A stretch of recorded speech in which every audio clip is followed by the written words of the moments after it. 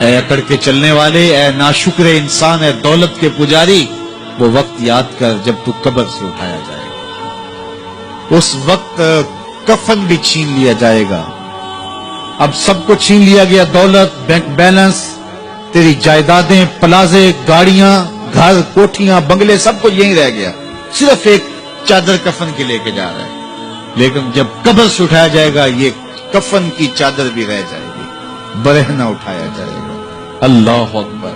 نہ پاؤں میں جوتے، نہ سر پہ پگڑی، نہ بدن پہ کپڑا، برہنہ اٹھایا جائے گا۔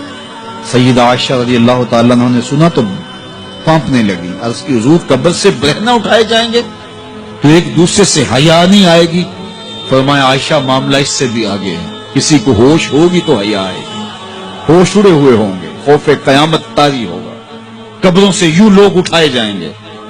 افلا یعلم اذا بوسر ما فی القبور، اب بوسرا کا جو مفہوم ہے، جو ترجمہ اور معنی ہے وہ تو رہے، بوسرا کا جو صوتی آہنگ ہے، جب بولتے ہوئے ایک جھٹکا لگتا ہے تو قبروں سے اٹھتے ہوئے لوگوں کی کیفیت معلوم کرنے کے لیے بوسرا کا صوتی آہنگ ہی کافی ہے۔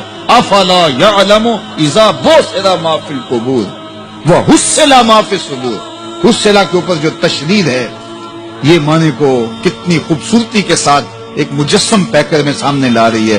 اللہ فرماتا پھر وہ وقت آئے گا جو سینے میں ہوگا وہ تشت ازبام ہو جائے گا۔ آج آپ مجھے نیک سمجھتے ہیں، میں آپ کو اچھا سمجھتا ہوں، لیکن میرے سینے کے اندر کیا چل رہا ہے یہ آپ کو نہیں پتا۔ یہ میں تقریر چہک چہک کے کر رہا ہوں، اس کے پیچھے کیا ہے؟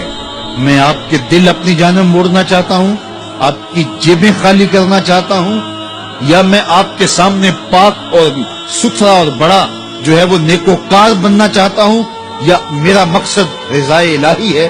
یہ مجھے پتہ ہے، آپ کو نہیں پتہ۔ آپ کہاں ہیں، کہاں کھڑے ہیں، میں آپ کو اچھا سمجھتا ہوں، لیکن آپ کو پتہ ہے کہ ہم کہاں کھڑے ہیں۔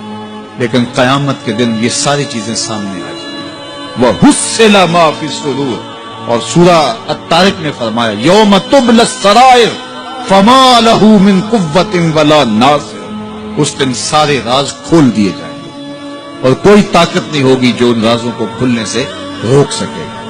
آج طاقتور کی بات نہیں کھلتی اور کمزور کی بات اچھال دی جاتی ہے، لیکن وہ وقت آنے والا ہے یوم تبلی السرائر فما لہ من قوت ولا ناصر، نہ زور کے بل پہ، نہ زر کے بل پہ، نہ کسی اور بل پہ کسی کام کو روکا جا سکے گا، ہر شے تشت ازبام ہو جائے گی۔ وہ کتنا سخت دن ہوگا۔ اے داور حشر میرا نامہ اعمال نہ پوچھ، اس میں کئی پردہ نشینوں کے بھی نام آتے ہیں، تو وہ کتنا سخت دن ہوگا۔ وَحُصِّلَ مَا فِي الصُّدُورِ إِنَّ رَبَّهُمْ بِهِمْ يَوْمَئِذٍ لَخَبِيرٌ، بے شک ان کا رب اس دن ان سے خوب باخبر ہوگا۔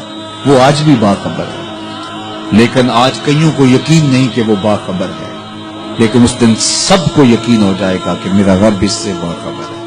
جب پرانی تصویریں چلنا شروع ہو جائیں گی، جب ساری ویڈیو سامنے آ جائے، زندگی میں جو جو کیا، تنہائی میں، اعلانیہ، خفیہ، جہاں جہاں جو کیا، داد عیش دی، سب کچھ تشت ازبام ہوگا، سب کچھ جو ہے وہ سکرین پہ چل رہا ہوگا، کوئی چیز بھی تشت ازبام ہونے سے نہیں رہ جائے گی۔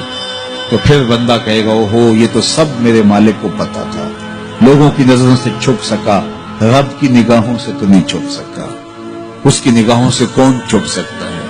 یہ یقین آج اپنی روحوں میں اتار لو، اچھی طرح سے جذب کر لو۔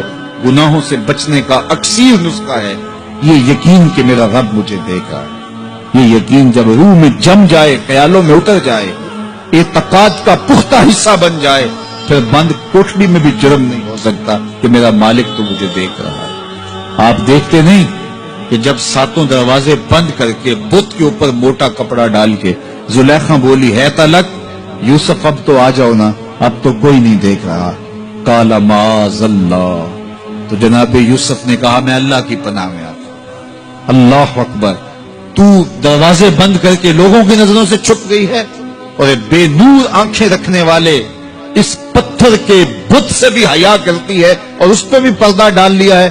جب تو اس جھوٹے خدا سے حیا کرتی ہے، میں سچے خدا سے حیا کیوں نہ کروں جو ساتویں کوٹھڑی میں بھی دیکھتا ہے۔ اتنی روشنیاں برسی کہ گناہ کا تصور بھی محال ہو جائے۔ تو یہ یقین کہ میرا اللہ مجھے دیکھ رہا ہے، یہ انسان کی زندگی میں نظم پیدا کرتا ہے۔ اچھی بات دوسروں تک پہنچانا صدقہ جاریہ ہے۔ ویڈیو زیادہ سے زیادہ شیئر کیجیے۔